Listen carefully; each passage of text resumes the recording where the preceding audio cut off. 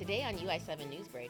Urbana City Council voted unanimously to renovate the historic Landmark Hotel into a Hilton Tapestry Boutique Hotel. Then U of I's Office of Minority Student Affairs hosts an award ceremony to celebrate the achievements of students. Later, we'll meet a local tattoo artist who shares his passion for body modification. Your UI7 Newsbreak starts right now.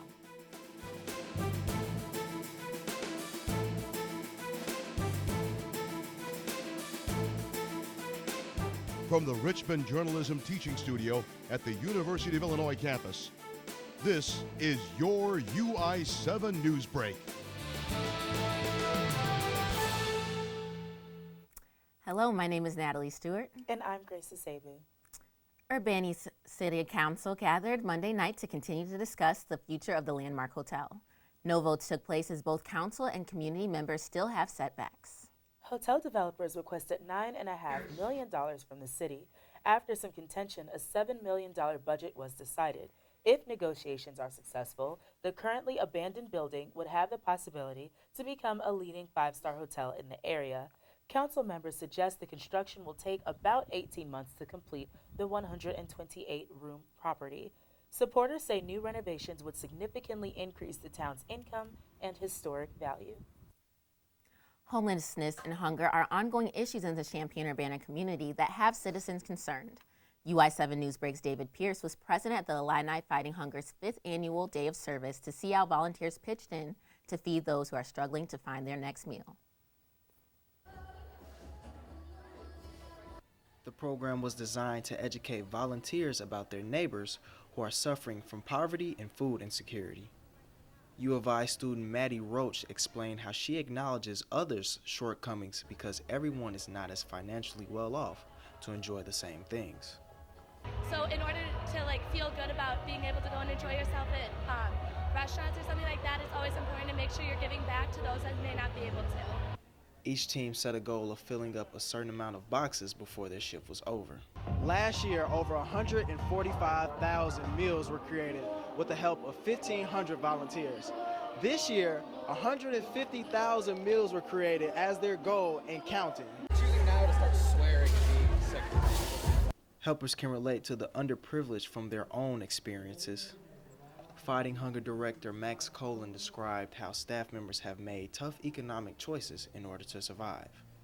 We come with a background of knowing what it can be like to have to make very difficult decisions between whether it's paying for food or paying for books, or paying for food or paying for medicine. Staff piled up boxes to get shipped to local food banks and given to recipients. Roach is confident that there will be a lot of positive energy when families get their food. I think it would be like waking up on Christmas morning, but just seeing all that food and being able to eat it is something that's really cool.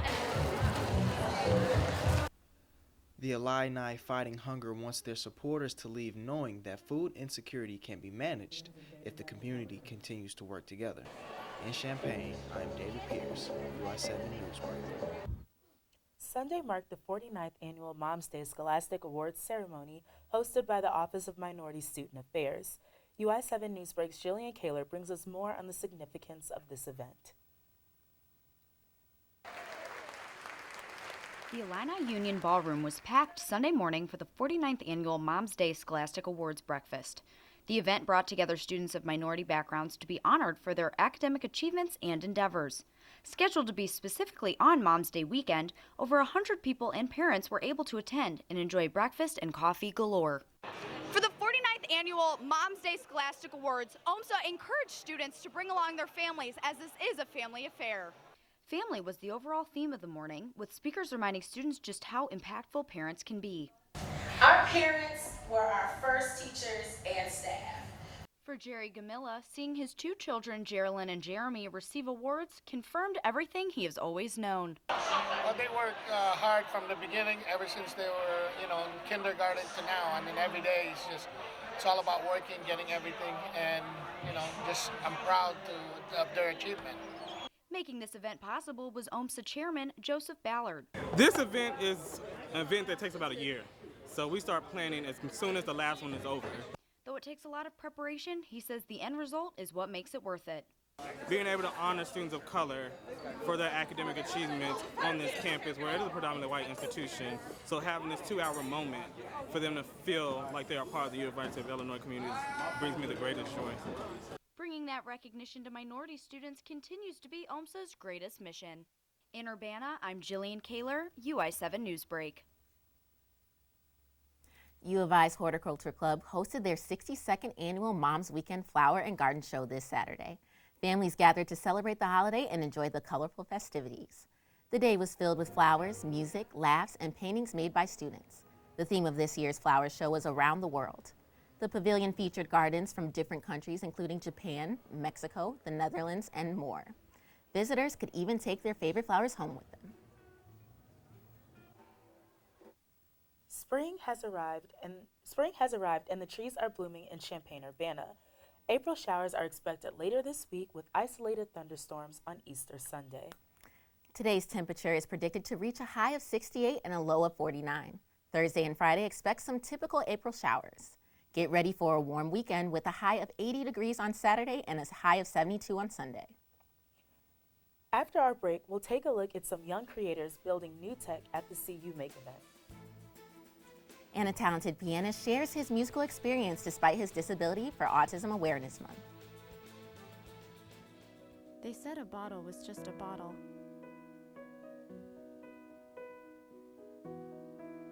That no one would ever notice me.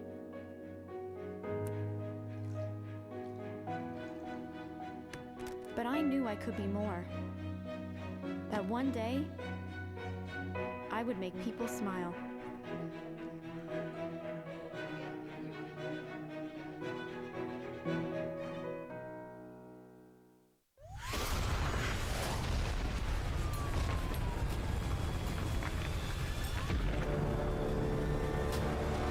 Just focus on driving.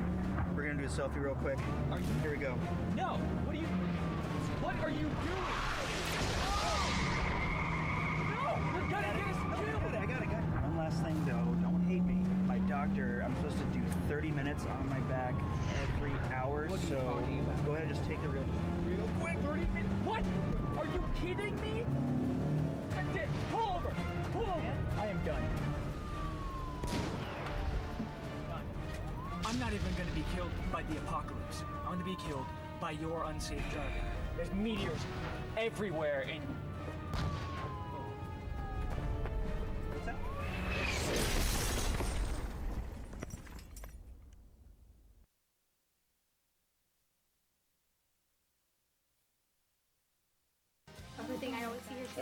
Guys, we have a show on Friday, 9 a.m. We have a show. Hey, who can do a package on Friday? What? You say what? A package, Friday. We have a show. Sorry, I don't have I just need a few of them. Just some ideas. Give me some ideas. Come on, please. We still have the show. We still need to do it. What's going to happen with Good Morning Illini?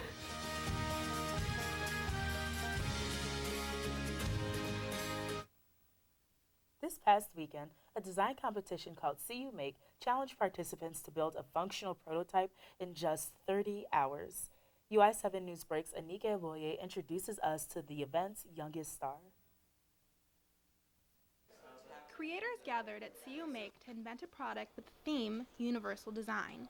Most work together in teams of 3 or more, but one 10-year-old boy developed an idea for a prototype all on his own. These two sensors over here, they would be over here and on that other side. When she pulls out of the parking lot at school, she asks me to check behind her and see if any cars are coming so that she won't crash into any of them.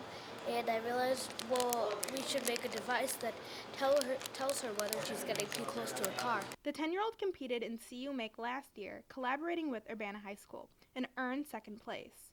But as the youngest member of the team, he didn't get much of a say. This year, he took the lead.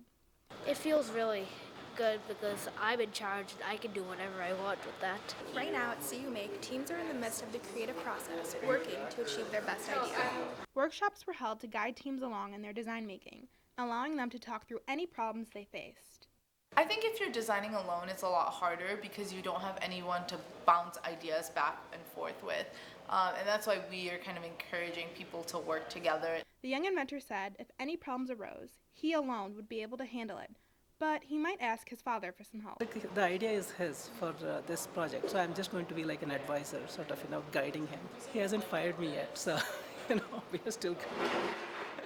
Agostia presented his motion sensing car to a group of judges and won second place in the advanced category. There's just an awesome feeling like you've completed it, finally. This is the third year CO Make puts the pressure on creators in this time-crunching competition. In Urbana, I'm Anike Woye, UI7 Newsbreak. Autism Awareness Month at Illinois started off on a high note with a piano recital.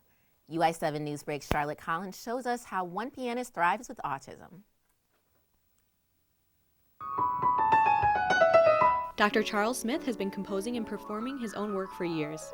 He started learning with his brothers, and while autism is sometimes treated as a hurdle, he believes it pushed him forward in the world of music. About 2 or 3 or 4 grade levels past my brother after about 3 or 4 months of piano lessons. And this is probably what this was probably the savant syndrome that I think I had. So that propelled probably my music career, probably, I guess it's because of that.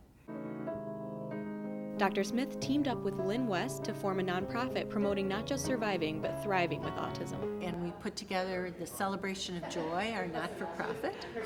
And that was 2014. And yeah. He says West has helped him to be comfortable with autism and embrace his musical gift. Trying to focus autism more as a ability and not a disability. The autism program at Illinois is on a similar mission this Autism Awareness Month, which is why its director, Linda Tortorelli, invited Dr. Smith. This is a good month to celebrate some of the exceptionalities that different neurodiversity can bring. Dr. Smith has performed all around the world, but got his degree right here in Champaign. To play a nearly full recital of all of my original pieces. I did about 12 original piano pieces at the Smith Hall. It wasn't a sellout at the Smith Hall, but I felt really proud. In Urbana, I'm Charlotte Collins, UI7 Newsbreak. This week's See Your Neighbor features a self-taught artist. UI7 Newsbreak's Jane Lee tells us about the artist's passion for body modification. S-Stock is a tattooist at Typecast Ink Studio on Green Street. Tattooing for 14 years, he's developed skills in all forms of art, from oil painting, airbrushing, carpentry, and much more.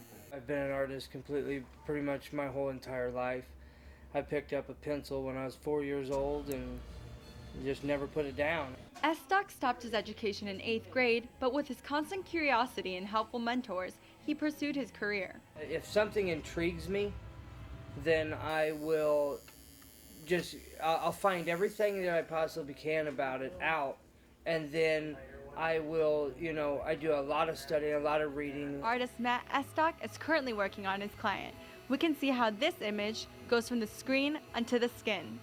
S-Stock says tattooing is the hardest and craziest mediums he's ever practiced. They put us in the light of being freaks of nature and, that we're different than others, but to be honest with you, we're all different in our own ways, and I'm not your typical tattooist. Being an artist is not only a craft, but a lifestyle for S-Stock. He finds the smiles on clients' face rewarding when they leave without regret. I get to give somebody what they want, and it's going to be on them for the rest of their life, and they get to walk around with that knowing that they're happy. One of his clients, Rachel Werich, researched tattooists before finding him. I wanted a rose tattoo for years, and so I finally had some time and came down and wanted to get it done by somebody who I believed would do a really good job. The artist says he hopes to travel more. I want to tattoo and paint the world, and that's what I'll do. S-Stock inspires us to keep learning and living for the day. In Champaign, Jane Lee, UI7 Newsbreak. So that's a really great story. It is, and he clearly is really passionate about his work. But I have to ask, are you ever going to get a tattoo? I don't think so. But why not? Because I just, not really my thing. I'm not into that. I like other art forms, so. Girl, how about you? Yeah, I would like to get one soon, one day. Awesome. So for more of our stories, please follow us on Facebook. Or see more of our stories on our YouTube page. That is all we have for this edition of UI7 Newsbreak. Thanks for watching and have a great day.